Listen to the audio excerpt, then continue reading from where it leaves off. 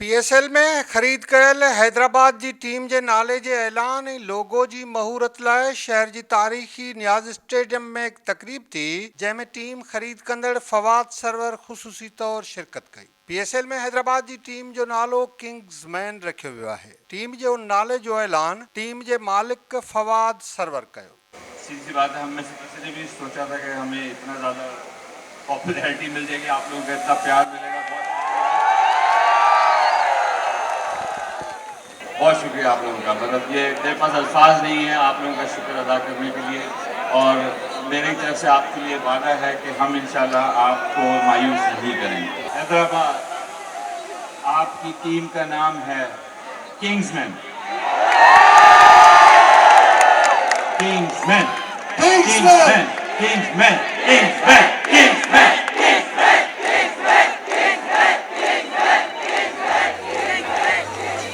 Trials के लिए तैयार हो जाएं।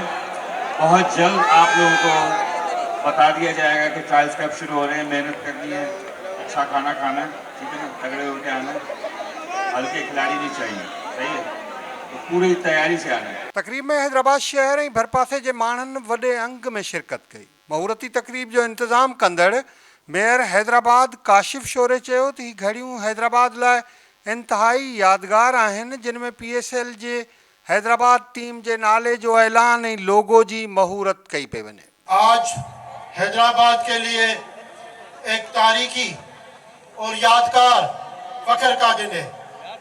आज इस शहर की सरजमीन पे सिर्फ एक टीम का नाम और लोगों की रोनमाई नहीं हो रही, बल्कि हैदराबाद की तारीख रकम हो रही है। महूरती तक़रीब जेतोणीकि बिना घणी बदनज़मी जो शिकार हुई, पर पोइ बि माण्हुनि हैदराबाद जे नाले सां क्रिकेट टीम जे मंसूब थियण ते ख़ुशी जो इज़हार कयो। और कोई हैदराबाद की प्रेजेंटेशन मतलब एक नुमाया तौर पे वो अब तक नहीं आई है, तो वी होप कि फवाद ने टीम ली है और फिर he is very much sincere from Hyderabad, तो डेफिनेटली हैदराबाद के बच्चों को आगे आने का मौका मिलेगा। नया टैलेंट तो अल्हम्दुलिल्लाह हैदराबाद में बहुत है, और ये फवाद सरवर ने जो इक़दाम किया है ये हैदराबाद के लिए एक तोहफ़ा है। फ़ाइदो हिकिड़ो त इहा आहे, पहिरीं ॻाल्हि इहा आहे त फवाद सरवर जेको साहिबु आहे उहो असांजो क्लास फेलो असां सां गॾु पढ़ियो आहे, उन ई असांखे इनवाइट कयो आहे ऐं उन ते अमेरिका में ई असांखे चयो त ऐं शुरू में उहो शौक़ु हूंदो ॾाढो क्रिकेट जो, उनखे उन टाइम में माना असां स्कूल में इवेंट में हिते नियाज़ स्टेडियम में बि कंहिं टाइम में उन क्रिकेट रही हुई ऐं उनखे उते अमेरिका में बि पंहिंजी क्रिकेट टीमूं ठाहियूं आहिनि उन्हनि जेके उते अञा हलनि पियूं इवेंट में, ऐं उन्हनि इहो ई चयो पिए त नियाज़ स्टेडियम खे बि अपग्रेड कंदुसि ऐं पंहिंजे हैदराबाद सिटी खे बि जेके नौजवान शौक़ीन आहिनि उन्हनि खे पोइ अॻियां हली करे अगरि मूं कॉन्टेक्ट 5 साल जो कयो आहे त इंशाअल्लाह ताला त आउं पंहिंजे हितां जा नौजवान खणी करे उनखे मां अॻियां आणींदुसि, जेके पंहिंजे हैदराबाद जा इलाही टैलेंटेड खिलाड़ी आहिनि जेके इलाही पोइते आहिनि। पहिरियों मौक़ो आहे जेको हैदराबाद में हले पियो ऐं जेको हैदराबाद टैलेंट आहे न हमेशह इग्नोर थियो आहे ऐं इंशाअल्लाह होपफुली हैदराबादनि खे बि मिलंदो चांस मिलंदो, त अपॉर्चुनिटी मिलंदियूं मथे अचण लाइ। सर बिल्कुलु हिकिड़ी ज़बरदस्त अपॉर्चुनिटी आहे हैदराबाद शहर जे लाइ, असांजे सिंध जे लाइ, जिथे जेके असांजा जेके अंडर प्रिविलेज जेके खिलाड़ी आहिनि उन्हनि खे हिकिड़ो ज़बरदस्त प्लेटफॉर्म मिले पियो ऐं उहे जेको आहे सो अॻिते ईंदा। बिल्कुलु फ़ाइदो थींदो, छो जो क्रिकेट जा फैंस आहिनि हिते पाकिस्तान में कुझु ज़्यादा ई, ऐं ओवरऑल इंटरनेशनल ते बि पाकिस्तानी क्रिकेट्स खे ॾिसनि था।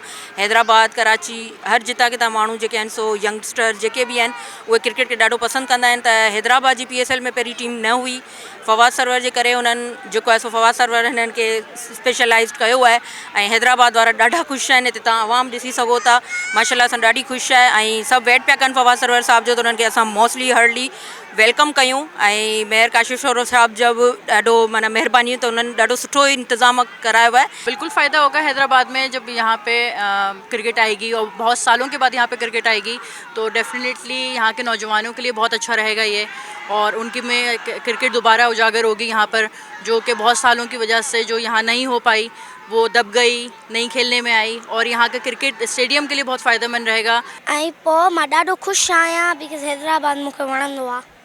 वेल मूंखे क्रिकेट ते शौक़ु न आहे, पर मूंखे हैदराबाद सिटी त वणंदी आहे, पोइ उनजे करे मां ॾिसणु ईंदमि। अच्छा, अॼु छाजे लाइ आयो हिते नियाज़ स्टेडियम में? हैदराबाद जी न्यू क्रिकेट टीम लॉन्च थी है, उनजे करे आहियां। अच्छा, ही सुठी ॻाल्हि आहे त हैदराबाद जी का क्रिकेट टीम बि थी आहे। त हैदराबाद जी अलॻि टीम बि हुजणु घुरिजे, इहा असां लाइ वॾी खुशी जी ॻाल्हि है। क्योंकि हैदराबाद का तो आपको पता है कि स्टेडियम कब से बंद था, तो इन किंग्समैन की वजह से जो है ये शहर भी आबाद हो जाएगा इंशाल्लाह ताला।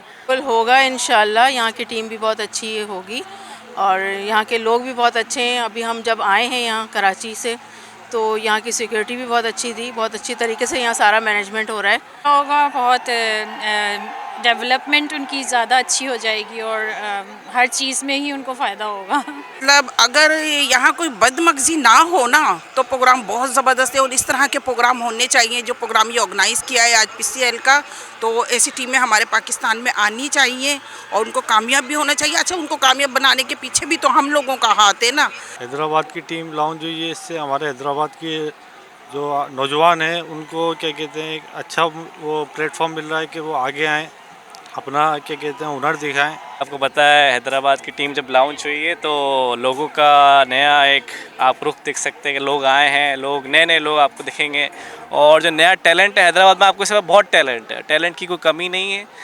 अब वक्त आएगा इंशाल्लाह इंटरनेशनल स्टेज पे भी हैदराबाद के जो लोग हैं वो आपको निखरते हुए दिखेंगे, निखरते हुए उभरे हमारे सितारे बहुत है हैदराबाद में। हैदराबाद जी टीम जे नाले लोगो जी महूरती तकरीब खां ॿिए ॾींहं ते नियाज़ स्टेडियम में ई ड्रोन शो जो बि एहतमाम कयो वियो। पंहिंजी नौयत जे हुन शानदार ड्रोन शो शहर जी फिज़ा में नित नवां रंग विखेरे छॾिया।